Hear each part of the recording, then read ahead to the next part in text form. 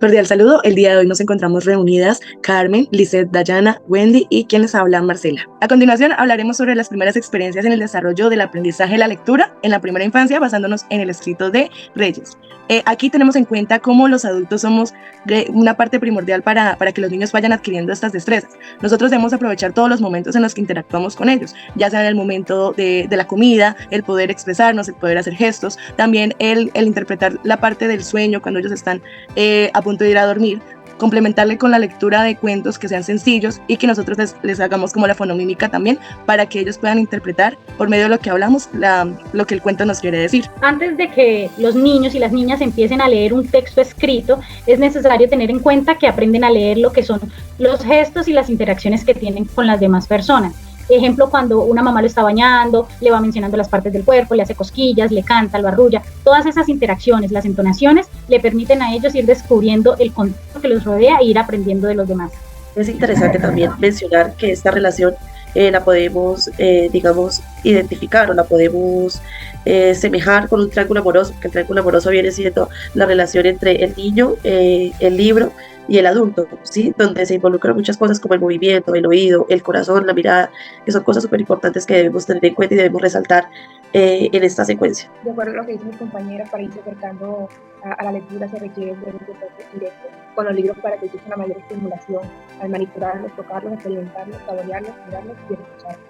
¿Vale? Entonces aquí nosotros estamos basándonos en la escritura de Ferreiro y es algo muy primordial que me gustó y queremos resaltar, es que los desarrollos son diferenciados. Todos los niños llevan un proceso, valga la redundancia, diferente, en el cual tenemos que respetar y entender que los ritmos e intereses que ellos tienen son importantes y los tenemos que respetar, ya que pueden hacerse no de una forma ordenada, sino que puede ser que ellos pasen de un momento a otro. También debemos resaltar que, digamos, esos periodos, digamos que lo que dicen ustedes, se mencionan que son en diferentes etapas, los podemos descubrir, los podemos ver en los niños desde temprana edad, ¿cierto? Por medio del garabateo, cuando están más pequeños, ya por medio de expresiones cuando están un poco más grandecitos, y ya también hasta que lo reconocen, digamos, silábicamente. Entonces, es interesante cómo debemos, desde nuestra perspectiva como futuros docentes y como estudiantes de la licenciatura en Pedagogía Infantil, cómo podemos reconocer y cómo podemos fortalecer esos periodos e identificarlos y poder, digamos, llevarlos a un desarrollo muy bueno, ¿sí? Porque no nos debemos ni adelantar ni atrasar,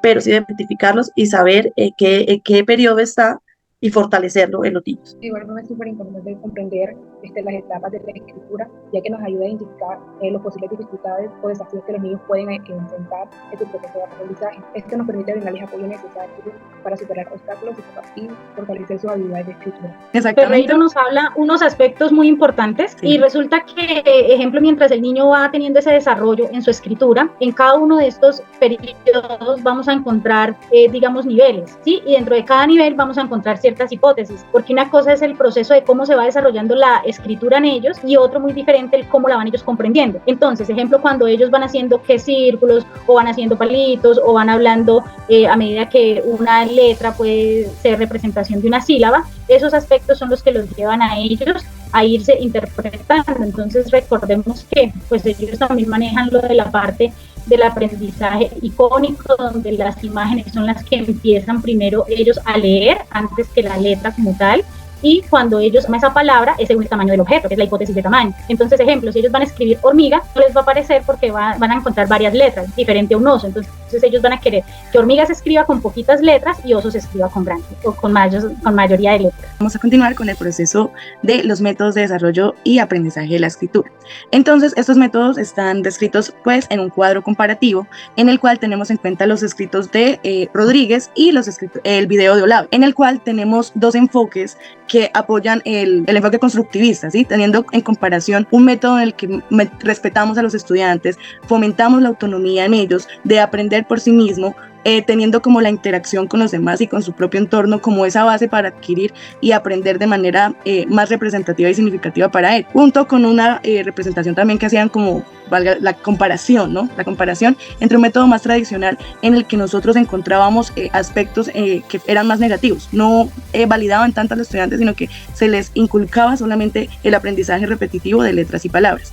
Y los niños no generaban esas representaciones tan importantes para que se genere ese aprendizaje. En algunas de las comparaciones que se hacían en estos dos procesos, con estos dos enfoques, se puede resaltar mucho que ambos trabajan la enseñanza por medio del entorno. Es decir, la enseñanza se ve un poco más favorecida por medio del entorno, del contacto y de la exploración que tengan los niños con su ambiente. Esto fomentando un pensamiento crítico, ¿no? Es interesante resaltar que los niños aprenden con el presente, más con el presente. Entonces se fomenta mucho el aprendizaje basado en las ideas, en las representaciones previas y yo realizando, digamos, o visualizando un poco más el cuadro comparativo, tiene muchísima, se asemeja mucho, las dos. Hay cosas que se diferencian, pero las dos van como por la misma línea, que es llevarnos a pensar que los niños trabajan más, digamos, de manera general y globalizada en los entornos, en los espacios donde ellos puedan estar involucrados, donde ellos puedan sentirse cómodos. La lectura a veces no siempre se desarrollan al mismo tiempo y partiendo también del método Bowman, también ha demostrado los beneficios que estimula tanto la memoria visual como la auditiva y ha favorecido el desarrollo cognitivo de los niños. Sí, Flor Rodríguez en el método Bowman me gusta muchísimo cuando habla de cómo maneja esas herramientas, las láminas, entender que todo tiene una razón de ser. Ejemplo, cuando vemos las fichas con la imagen, con el texto en negro y la primera letra en rojo, el grosor, todo viene, digamos, con una finalidad que es también aprovechar esos sentidos y esa memoria y llamar la atención de los niños para que vayan también aprendiendo con eso la escritura. Y ahorita, actualmente, pues también cómo se han venido implementando las TIC para generar esos espacios, ese aprendizaje colaborativo, ese pensamiento crítico y analítico a partir de la interacción de estas herramientas y de estos apoyos. Bueno, a continuación vamos a tener una conclusión a cargo de la compañera Wendy. Bueno, compañera, como tú lo dices, vamos a hacer un breve recorrido sobre lo que hicimos en esta tarea, que fueron las 3 herramientas. La primera herramienta era la secuencia. En la secuencia hablamos sobre la importancia del acompañamiento que tenemos que tener los padres, cuidadores o docentes desde el momento en que el niño nace, para despertar en ellos la curiosidad por la lectura y la escritura a través de métodos como leer cuentos, cantar, gesticular, en fin, hay un sinnúmero de herramientas que podemos utilizar para que los niños despierten la curiosidad por la lectura y la escritura. En el segundo caso, en la segunda herramienta, fue un cuadro sinóptico en el que exploramos 3 periodos importantes que los niños atraviesan antes de empezar a escribir. En el primero, los niños hacen garabatos cuando les damos un papel y un lápiz, todavía no identifican letras, todavía no identifican formas, ni hacen diferenciación entre letras y números. En el segundo periodo, los niños ya hacen diferencia entre letras y números, e interpretan que para cada palabra que existe hay un mínimo de letras que escribir. Y en el tercer periodo ya los niños combinan consonantes con vocales, reproducen su sonido, forman palabras y frases pero con errores de ortografía. La tercera herramienta fue el cuadro comparativo. En el cuadro comparativo lo que hicimos fue poner cada método que se utiliza al momento de enseñar a los niños a leer y escribir. Estos métodos son el método alfabético, el método silábico, método fonético y el método global.